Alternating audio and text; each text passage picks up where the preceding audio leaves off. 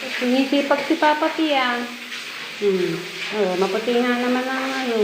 Kasi, sorry, wala pa kaming dito, kuryente. Medyo madilim pa.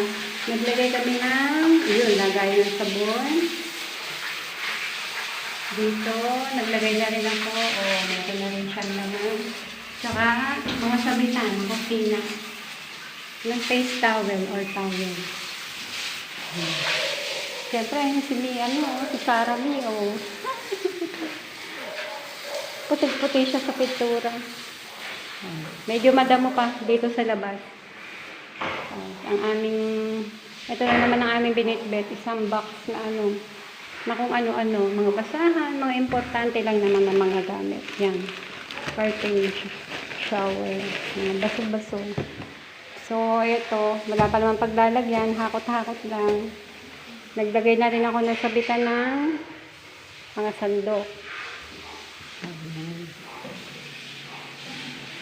O, yung aming lababo, may tubig na rin, oh. Nagagamit na ni Sarah.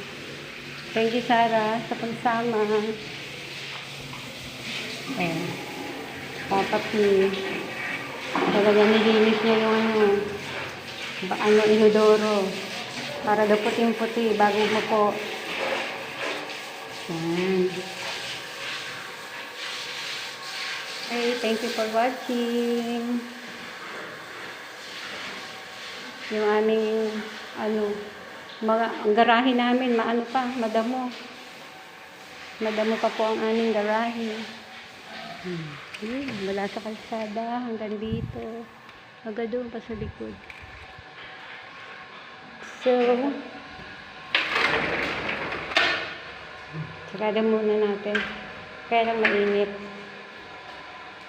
Okay. Thank you.